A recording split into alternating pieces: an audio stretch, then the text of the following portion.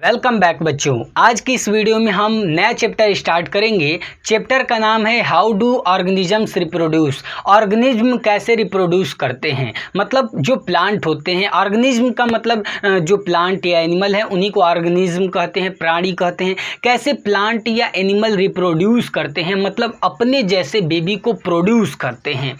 इस पूरे चैप्टर में हम प्लांट और एनिमल के रिप्रोडक्शन के बारे में समझेंगे।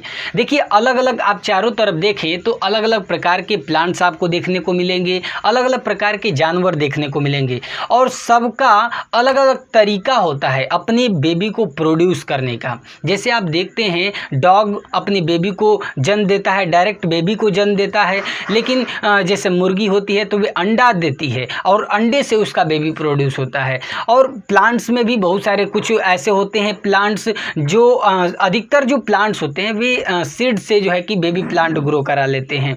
कुछ ऐसे होते हैं जिनके रूट से, कुछ ऐसे होते हैं जिनके स्टेम से, कुछ ऐसे भी होते हैं जो जिनके पत्तों से जो है कि बेबी ग्रो होता है। लेकिन इन सारी चीज़ों को पूरा अच्छे तरीके से, बढ़िया तरीके से इस पूरे चैप्टर में समझेंगे। बस इस वीडियो में, आज के इस वीडियो में हम क्या समझने वाले हैं, ये बेसिक इंट्रो वीडियो आप बोल सकते हो। इसमें आप पढ़ेंगे रिप्रोडक्शन के बारे में, रिप्रोडक्शन के टाइप्स के बारे में, रिप्रोडक्शन क्यों आवश्यक है, इन सारी चीज़ों के बारे में आप इस वीडियो में समझेंगे। तो चलिए वीडियो को स्टार्ट करते हैं। मेरा नाम अभय और आप सभी देख रहे हैं लाइट ऑफ साइंस।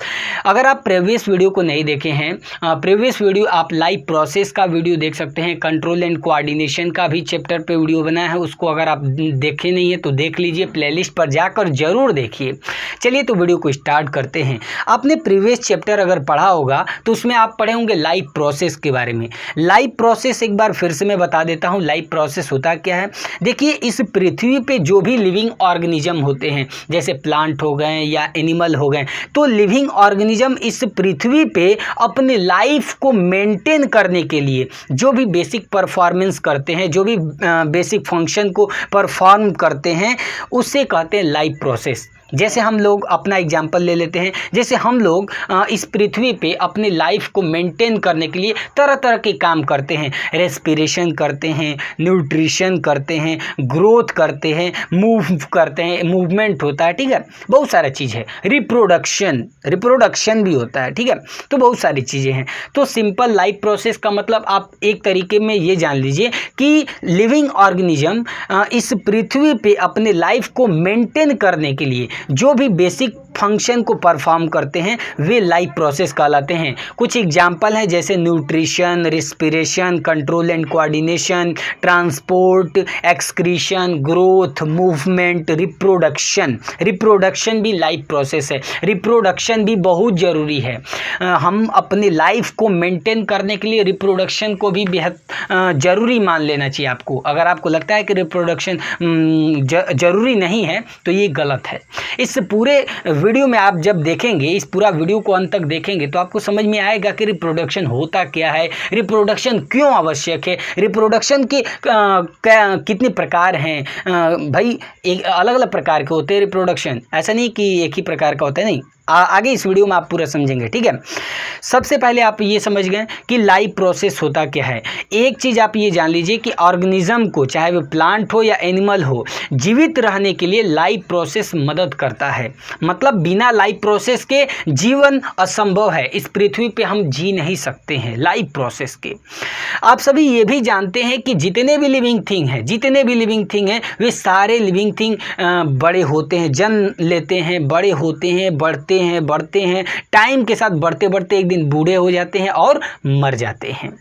हम इस पूरे घटना को अगर ध्यान से देखें तो जो भी लिविंग ऑर्गेनिज्म इस पृथ्वी पे आता है वे लिमिटेड पीरियड ऑफ टाइम के लिए इस पृथ्वी पे रहता है और एक न एक दिन मर जाता है।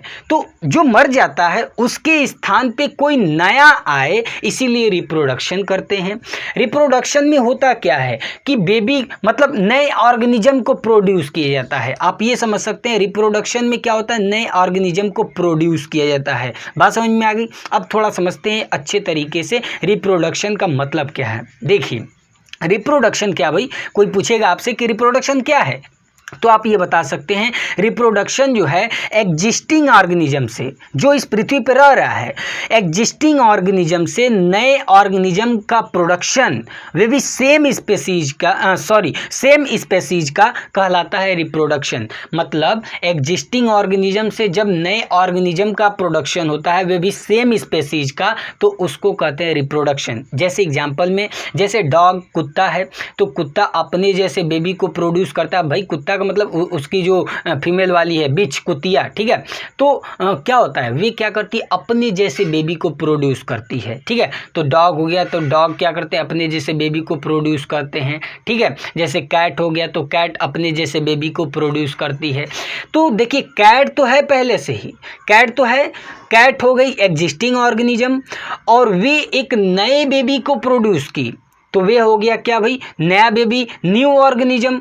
और आप देख रहे हो कि एग्जिस्टिंग ऑर्गेनिज्म से जब नया ऑर्गेनिज्म प्रोड्यूस होता है वे भी सेम स्पेसीज का। ऐसा तो है नहीं कि डॉग है तो कैट पैदा करेगा, कैट है तो डॉग पैदा करेगा, ठीक है, मुर्गी है तो बत्तख पैदा करेगा, ऐसा तो है नहीं, सेम स्पेसीज का। अगर मुर्गा है तो भैया मुर्गा मुर्गे को ही जन्म देगा, कुत्ता को नहीं देगा, सेम स्पेसीज का, ठीक है ना।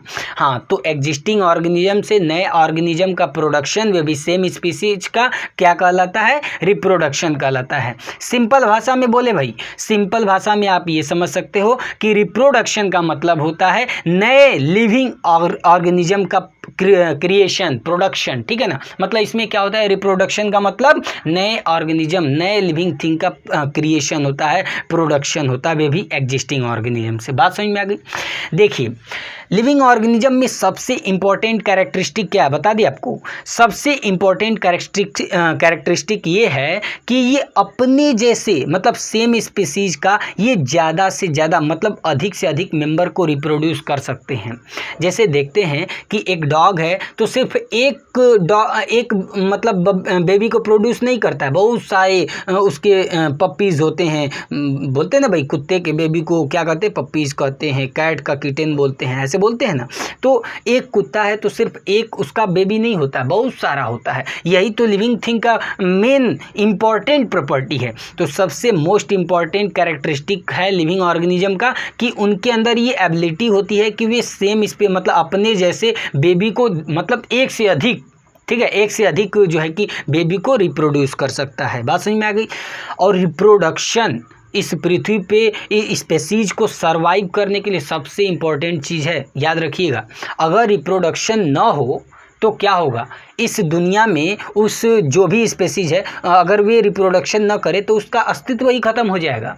जैसे डॉग अगर रिप्रोडक्शन करना बंद कर दें, रिप्रोडक्शन न करें, अपने जैसे बेबी को प्रोड्यूस न करें, तो क्या होगा पता है, एक दिन ऐसा आएगा कि पूरा डॉग इस पृथ्वी से ख़त्म हो जाएंगे।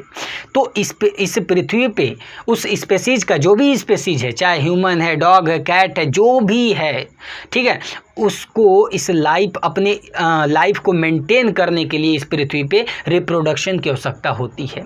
बात समझ में आ गई। चाहे हम लोग हों, अगर हम लोग मतलब मनुष्य रिप्रोडक्शन करना बंद कर दे, रिप्रोडक्शन न करे, तो एक दिन ऐसा आएगा कि ह्यूमन का इस पूरी पृथ्वी से सफा चट हो जाएगा, मतलब पूरा यहाँ पे एग्जिस्टेंस ही ख़त्म हो जाएगा, पता ही नहीं चलेगा कि यहाँ पे कोई आदमी भी रहता था। बात समझ में आ रही है।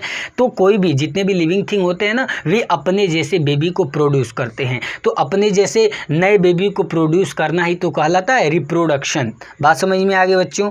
अच्छा, इतना चीज़ें हमने समझ लिया। अब देखिए मनुष्य है मतलब ह्यूमंस हैं, तो वे अपने जैसे बेबी को जन्म देते हैं तो रिप्रोड्यूस करते हैं, मतलब इस प्रकार से रिप्रोड्यूस करते हैं। जैसे डॉग है तो डॉग कैसे रिप्रोड्यूस करता है, पप्पीज़ को जन्म दे के, मतलब छोटे छोटे जो पिल्ले होते हैं ना, कुत्ते के बच्चे को पिल्ले कहते हैं, तो उसको जन्म देता है, ठीक है, वैसे रिप्रोड्यूस करता है। जैसे बिल्ली हो गई तो बिल्ली अपने बच्चों को जन्म देती है, ठीक है, तो बिल्ली अपने बच्चे को जन्म देकर रिप्रोड्यूस करती है। किटन बोलते हैं ना, कैट किटन। हाँ, अच्छा, जैसे अधिकतर आप प्लांट्स को देखो तो अधिकतर जो प्लांट्स होते हैं उनके सीड से नया बेबी ग्रो करता है, नया बेबी रिप्रोड्यूस करता है। अधिकतर मैं बात कर रहा हूँ, लेकिन ऐसा नहीं है कि सिर्फ सीड से ही ग्रो करते हैं। कुछ ऐसे भी होते हैं जो रूट से ग्रो करते हैं, कुछ ऐसे हैं जो स्टीम से भी ग्रो करते करते हैं, कुछ ऐसे भी हैं जो पत्तियों से भी ग्रो करते हैं, मतलब पत्ता, ठीक है ना, पत्ते जैसे प्लांट है और प्लांट के पत्ते से नया बेबी प्रोड्यूस होता है। आपको अगर नहीं पता है ना तो अगली वीडियो में ज़रूर आइएगा, क्योंकि अगली वीडियो में इस चीज़ के बारे में बताया जाएगा, ठीक है। अच्छा, तो इतना बात आपको समझ में आ गया। रिप्रोडक्शन क्यों आवश्यक है, कोई पूछेगा तो आप बता सकते हैं कि स्पेसीज का मतलब इस पृथ्वी पे उस स्पेसीज का, जो भी स्पेसीज है उसको इस लाइफ पे मतलब अपनी लाइफ को मेंटेन करने के लिए रिप्रोडक्शन आवश्यक है। अगर रिप्रोडक्शन ना हो तो उस स्पेसीज का एग्जिस्टेंस खत्म हो जाएगा, इस पृथ्वी पे वे उसका पूरा अस्तित्व ही खत्म हो जाएगा। बात समझ में आ गई, इतना क्लियर हो गया। तो यहाँ पे आप समझ सकते हैं, ऐसे जैसे हम लोग मनुष्य हैं तो जो ह्यूमन स्पेसीज है वे रिप्रोडक्शन करता है, अपने जैसे बेबी को जन्म देता है। इससे क्या होता है कि जैसे मान लीजिए ह्यूमन है तो ह्यूमन ने बेबी को प्रोड्यूस किया, फिर बेबी बड़ा होगा तो वे रिप्रोड्यूस करेगा, ऐसे होता रहता है। तो हमेशा जो है कि इस पृथ्वी पे जो ह्यूमन का एग्जिस्टेंस है वह बना रहेगा, हमेशा जीवन चलता रहेगा मनुष्य का, ठीक है। उसी प्रकार जितने भी जानवर होते हैं वे अपने बेबी को प्रोड्यूस करते हैं, बेबी जब बड़ा होता है तो वे अपने जैसे बेबी को प्रोड्यूस करता है। इस तरह जो है कि इस लाइफ मतलब जो इस पृथ्वी पे लाइफ बनी रहती है, जो भी स्पेसीज हैं, ठीक है ना, कंटिन्यूटी बनी रहती है। बात समझ में आ गई बच्चों, इतना क्लियर हो गया। जैसे देखिए, जैसे हम लोग अपने पे एग्जांपल लेते हैं, जैसे हमारे जो माता पिता हैं तो उनके भी कोई माता पिता हैं और फिर हम लोग बड़े होंगे तो हम भी माता पिता बनेंगे, हम अपने जैसे बेबी को प्रोड्यूस करेंगे, वे बड़ा होगा तो वे अपने जैसे बेबी को प्रोड्यूस करेगा। इस तरह इस पृथ्वी पे ह्यूमन का एग्जिस्टेंस हमेशा बना रहेगा, कॉन्टीन्यूटी बनी रहेगी, कभी भी ह्यूमन का स्पेसीज ख़त्म नहीं होगा। लेकिन ख़त्म भी हो सकता है, कब ख़त्म होगा, हम लोग इतना अत्याचार कर रहे हैं पृथ्वी पे, तरह तरह की चीज़ें कर रहे हैं, डिजास्टर आ जाए, कोई बड़ा घटना हो जाए, ठीक है, तो इससे क्या होगा, सब खत्म हो जाएंगे। लेकिन सारे मनुष्य तो खत्म होना असंभव है, लेकिन होगा, अगर होता है ना कि पाप का घड़ा भर गया तो फूटना जरूर है, ठीक है। चलिए, तो इतनी बातें आपको समझ में आ गई। एक इम्पॉर्टेंट बात आप इसको ध्यान में रखिएगा कि देखिए, चाहे वे प्लांट हो या एनिमल हो, इतना बात तो आपको समझ में आ गया, चाहे वे प्लांट हो या एनिमल हो, उसके स्पेसीज को इस पृथ्वी पे रहने के लिए मतलब कॉन्टिन्यूटी बनाए रखने के लिए रिप्रोडक्शन आवश्यक है, ठीक है ना। अगर रिप्रोडक्शन नहीं करेगा तो प्लांट या एनिमल कोई भी है तो उसका स्पेसीज खत्म हो जाएगा इस पृथ्वी से, ठीक है। एक इंपॉर्टेंट बात इसको याद रखिएगा, एग्जिस्टिंग ऑर्गेनिज्म या तो ऑर्गेनिज्म बोल सकते हैं तो उसे पेरेंट कहते हैं, ठीक है, और जो उसका न्यू ऑर्गेनिज्म प्रोड्यूस होता है उसके द्वारा उसे ऑफ स्प्रिंग बोलते हैं, या तो डॉटर बोलते हैं या तो डॉटर सेल बोलते हैं। ये चीज़ें आप याद रखिएगा। जैसे हम लोगों के पेरेंट हो गए माता पिता, तो वे हो गए क्या, एग्जिस्टिंग ऑर्गेनिज्म, या तो उन्हें ऑर्गेनिज्म भी कह सकते हैं। और जो न्यू ऑर्गेनिज्म जैसे हम लोग हो गए, उनके बेबी हम लोग हो गए, तो हम लोग क्या हैं, हम लोग न्यू ऑर्गेनिज्म है, तो हमें ऑफ स्प्रिंग वर्ड यूज होगा हमारे लिए, ठीक है ना, ऑफ स्प्रिंग या तो डॉटर या तो डॉटर सेल। जब हम लोग बड़े हो जाएंगे तो हम पेरेंट हो जाएंगे, ठीक है, और हमारा जो बेबी होगा वे क्या कहलाएगा, ऑफ स्प्रिंग कहलाएगा या डॉटर कहलाएगा या तो डॉटर सेल कहलाएगा। तो जो न्यू ऑर्गेनिज्म होता है उसे क्या कहते हैं, ऑफ स्प्रिंग कहते हैं, या तो डॉटर कहते हैं या तो डॉटर सेल कहते हैं। ऐसा डॉटर का मतलब ये मत समझिए कि सिर्फ डॉटर होगी तभी, ऐसा नहीं है, दोनों के लिए यूज होता है, चाहे बेटा हो या बेटी हो। डॉटर यहाँ पे बायोलॉजी में ये चीज़ें इस्तेमाल करनी है, बायोलॉजी, ठीक है ना, डॉटर या डॉटर सेल, ऑफ स्प्रिंग, ठीक है। और जो एग्जिस्टिंग ऑर्गेनिज्म है या ऑर्गेनिज्म उसके लिए पेरेंट यूज करते हैं। क्लियर हो गया। अब बात आती है रिप्रोडक्शन के टाइप्स की। रिप्रोडक्शन कितने प्रकार के होते हैं। देखिए, अगर आप चारों तरफ अपने आसपास देखें तो अलग अलग प्रकार से बेबी प्रोड्यूस होते हैं, अलग अलग प्रकार से प्रोड्यूस होते हैं। कैसे, देखिए, कुछ ऑर्गेनिज्म का नाम लेते हैं, जैसे अमीबा को आप देख लीजिए। अमीबा क्या करता है, अमीबा जो है कि अपने आप को दो भागों में बांट देता है, मतलब टूट जाता है दो भागों में, और जैसे ही दो भाग में टूटता है ना तो एक नया बेबी मतलब एक नया अमीबा बन जाता है, ठीक है। इस तरह से अमीबा रिप्रोडक्शन करता है। जैसे कुछ और ऑर्गेनिज्म ले लें, जैसे कि हाइड्रा हो गया, ईस्ट हो गया, तो ये क्या करते हैं, ये इनका बेबी कैसे प्रोड्यूस होता है, तो बड निकलता है, ठीक है ना। आपको आगे हम जब पढ़ाएंगे तो हाइड्रा के बारे में पढ़ाएंगे, तो हाइड्रा में बडिंग होती है, तो बड से जो है कि एक नया बेबी का फॉर्मेशन होता है, ठीक है। जैसे और भी बहुत सारे एग्जाम्पल हैं, जैसे कुछ ऐसे ऑर्गेनिज्म जैसे बर्ड्स ले लें, स्नेक्स ले लें, तो ये सब क्या करते हैं, ये अंडे देते हैं और अंडे से बेबी प्रोड्यूस होता है, ठीक है ना। जैसे हम लोग हो गए, जैसे ह्यूमन हो गया, या तो लॉयन हो गया, पपीज़ हो गए, किटेंस हो गए, कब्स हो गए, ये सब कैसे पैदा होते हैं, अपनी मदर के द्वारा, जैसे मनुष्य का बच्चा हो गया, या तो शेर का बच्चा हो गया, या तो बिल्ली का बच्चा हो गया, कुत्ता का बच्चा हो गया, तो वे सब मदर के द्वारा, अपनी माँ के द्वारा जो है कि पैदा होते हैं। ठीक है ना, बात समझ में आ रही है। सबका अलग अलग तरीका है पैदा होने का, मतलब नए ऑर्गेनिजम्स जो है कि अलग अलग प्रकार से प्रोड्यूस होते हैं अपने पेरेंट के द्वारा। तो कुल मिला जुला के देखा जाता है कि देखिए बहुत सारे अलग अलग प्रकार से रिप्रोडक्शन होता है। तो इनको दो मेन ग्रुप में बांटा गया है। कौन कौन? एसेक्सुअल रिप्रोडक्शन और सेक्सुअल रिप्रोडक्शन। मतलब हम ये समझ गए लिविंग ऑर्गेनिज्म में रिप्रोडक्शन दो प्रकार से होता है। कौन कौन? एसेक्सुअल रिप्रोडक्शन और सेक्सुअल रिप्रोडक्शन। इन दोनों को समझने से पहले हमको ये बातें याद रखनी है, आपको ये बातें अच्छे तरीके से दिमाग में बैठा लेना है। कुछ ऐसे जानवर होते हैं, कुछ ऐसे ऑर्गेनिजम्स होते हैं जो रिप्रोडक्टिव सेल्स कंटेन करते हैं।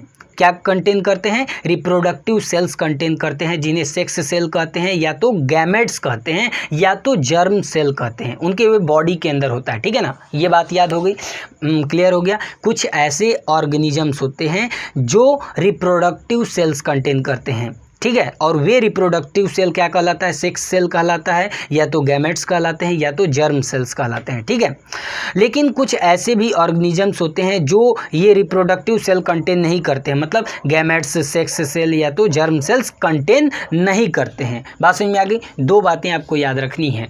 चलिए अब हम बात करते हैं एसेक्सुअल रिप्रोडक्शन की। एसेक्सुअल रिप्रोडक्शन क्या होता है? इसमें सिंगल पेरेंट के द्वारा नए ऑर्गेनिज्म का प्रोडक्शन होता है बिना सेक्स सेल मतलब गैमेट्स का इन्वॉल्व किए। मतलब इसमें क्या होता है? सिंगल पेरेंट से नया बेबी ग्रो होता है। ठीक है ना, और इसमें सेक्स सेल मतलब रिप्रोडक्टिव सेल का कोई रोल नहीं होता। मतलब इसमें बोल सकते हैं कि रिप्रोडक्टिव सेल मतलब सेक्स सेल या गैमेट सेल का जो है कि यूज़ नहीं होता है। ठीक है, तो जिस ऐसा रिप्रोडक्शन जिसमें सिंगल पेरेंट के द्वारा न्यू ऑर्गेनिज्म का प्रोडक्शन हो, जिसमें सेक्स सेल या गैमेट्स का इन्वॉल्वमेंट नहीं होता है, वैसे रिप्रोडक्शन को हम क्या कहते हैं? एसेक्सुअल रिप्रोडक्शन कहते हैं। अब यहाँ पे एसेक्सुअल रिप्रोडक्शन क्यों कह रहे हैं? यहाँ पे इसलिए कह रहे हैं क्योंकि इसमें क्या होता है कि स्पेशल सेल्स जो हमने नाम बताया आपको, सेक्स सेल्स या तो गैमेट, इसका जो है कि इसमें इन्वॉल्वमेंट नहीं होता है। ठीक है, और जिसमें इन्वॉल्वमेंट होगा वे कहलाएगा सेक्सुअल रिप्रोडक्शन। बात समझ में आ गई? अब यहाँ पे एक बात और है, एसेक्सुअल रिप्रोडक्शन में क्या होता है कि जो पेरेंट ऑर्गेनिज्म होता है उसका एक पार्ट अलग होता है और एक नए ऑर्गेनिज्म का प्रोडक्शन होता है। बात समझ में आ गई? देखिए जब आप पढ़ेंगे तो इसमें केवल एक पेरेंट की आवश्यकता होती है। एसेक्सुअल रिप्रोडक्शन में सिर्फ सिंगल पेरेंट की आवश्यकता होती है न्यू ऑर्गेनिज्म को प्रोड्यूस करने के लिए। हाँ, एक बात याद रखिएगा कि एसेक्सुअल रिप्रोडक्शन में सेक्स सेल की रिक्वायरमेंट नहीं होती है, मतलब यूज़ नहीं होता है। सिंगल पेरेंट, बस दो चीज़ें याद रखनी है, सिंगल पेरेंट और इसमें no use of sex cells, मतलब सेक्स सेल का यूज़ नहीं होता है, और सिंगल पेरेंट से जो है कि नए ऑर्गेनिज्म का प्रोडक्शन होता है। उस रिप्रोडक्शन को क्या कहते हैं? एसेक्सुअल रिप्रोडक्शन कहते हैं।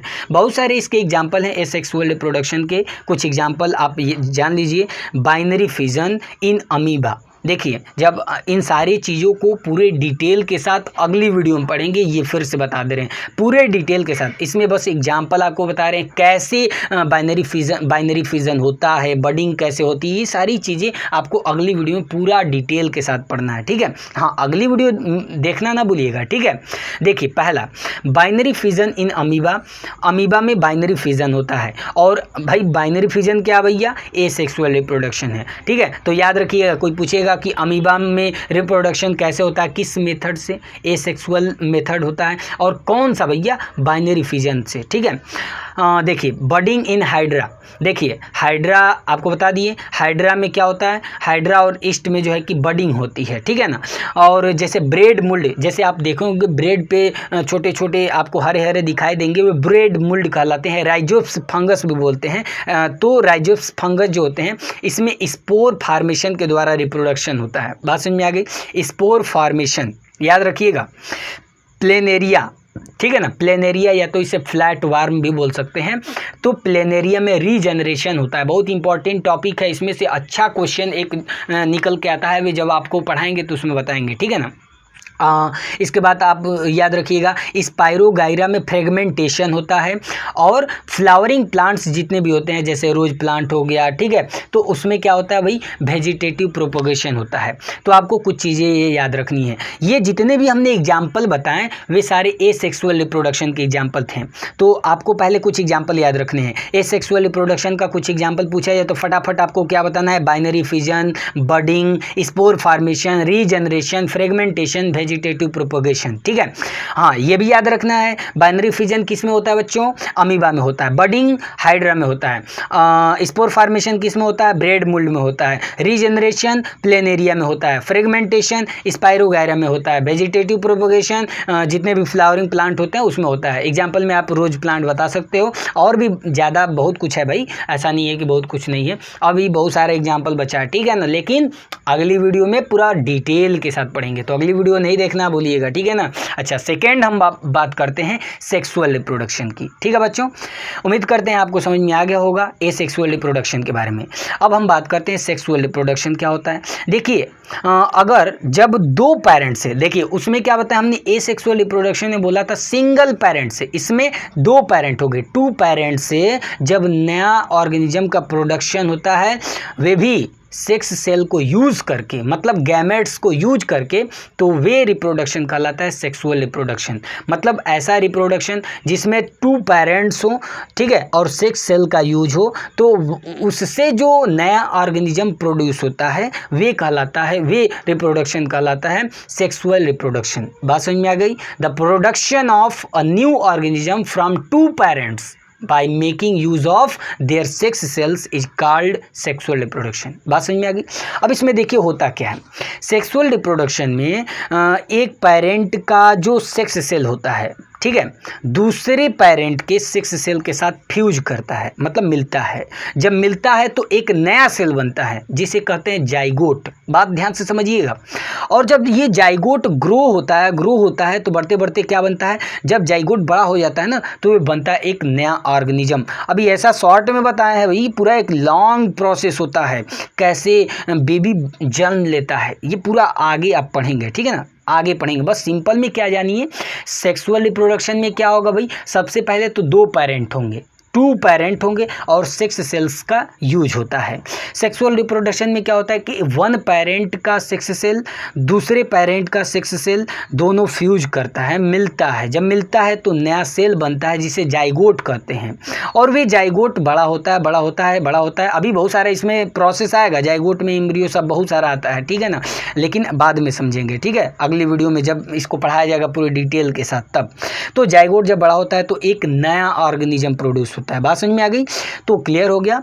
हाँ, तो इतना बात आपको याद रखना है, सेक्सुअल रिप्रोडक्शन में 2 पेरेंट्स की नीड होती है और इसमें सेक्स सेल का भी यूज होता है। बात समझ में आ गई। हाँ, यहाँ पे ये याद रखिएगा कि जो 2 पेरेंट होते हैं, ठीक है, जो सेक्सुअल रिप्रोडक्शन में 2 पेरेंट इन्वॉल्व होते हैं, एक को मेल कहते हैं, दूसरे को फीमेल कहते हैं, ठीक। तो जो मेल होता है उसके सेक्स सेल को नाम आप दे सकते हो मेल सेक्स सेल्स, और फीमेल जो होती है उसको कह सकते हैं फीमेल सेक्स सेल्स। बात समझ में आ गई बच्चों, इतना क्लियर हो गया आपको। बहुत सारे एग्जाम्पल हैं जिसमें सेक्सुअल रिप्रोडक्शन होता है, जैसे ह्यूमन, हम लोग हो गए मनुष्य, fish, frog, hence, cats, horse's, dogs, Lions, tiger और वगैरह वगैरह कुछ भी, ठीक है ना, बहुत सारे एग्जाम्पल है, तो आप देख लीजिएगा। 5-6 एग्जाम्पल लर्न होने चाहिए। वैसे तो बहुत सारे हैं, बहुत सारे जानवर हैं, बहुत सारे, अधिकतर जो भी फ्लावरिंग प्लांट्स हैं उनमें सेक्सुअल रिप्रोडक्शन होता है। मतलब पेरेंट, 2 पेरेंट की आवश्यकता होती है, एक मेल और एक फीमेल। याद रखिएगा बच्चों, प्लांट्स में भी सेक्सुअल रिप्रोडक्शन होता है, ठीक है ना, लेकिन कुछ ऐसे भी प्लांट है जिसमें एसेक्सुअल रिप्रोडक्शन होता है। वे सारी बातें बाद में करेंगे। हाँ, अब यहाँ पे आते हैं सबसे इम्पॉर्टेंट पॉइंट जो आपको लर्न कर लेना है। कोई आपसे पूछेगा एसेक्सुअल रिप्रोडक्शन और सेक्सुअल रिप्रोडक्शन में क्या डिफरेंस है, बताइए। तो आप सिंपल में 2 बातें आपको बतानी है। एसेक्सुअल रिप्रोडक्शन और सेक्सुअल रिप्रोडक्शन में 2 मेन डिफरेंस आपको बताना है कि सेक्सुअल रिप्रोडक्शन में 2 पेरेंट की नीड होती है, जबकि एसेक्सुअल रिप्रोडक्शन में सिंगल पेरेंट की नीड होती है। है, मतलब सिंगल पेरेंट से काम चल जाएगा।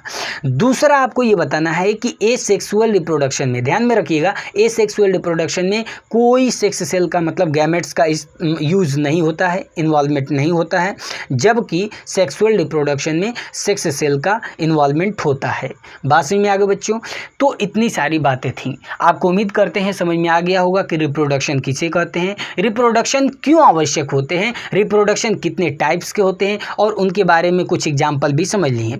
अगली वीडियो में हम क्या समझने वाले हैं, एसेक्सुअल रिप्रोडक्शन का जो हमने अभी 6 बताए हैं, बर्डिंग है, बाइनरी फिजन है, फ्रेगमेंटेशन, ये सारी चीज़ें जो हमने आपको बताई हैं, वे उस पे हम अलग टॉपिक से, मतलब पहली वीडियो में हम क्या क्या समझेंगे, हम समझेंगे बाइनरी फिजन को, बर्डिंग को, स्पोर फॉर्मेशन के बारे में पूरा डिटेल समझेंगे। इसके बाद उसके बाद अगली वीडियो आएगी रीजनरेशन, फ्रेगमेंटेशन, वेजिटेटिव प्रोपगेशन के बारे में अच्छी तरीके से डिटेल के साथ पढ़ेंगे।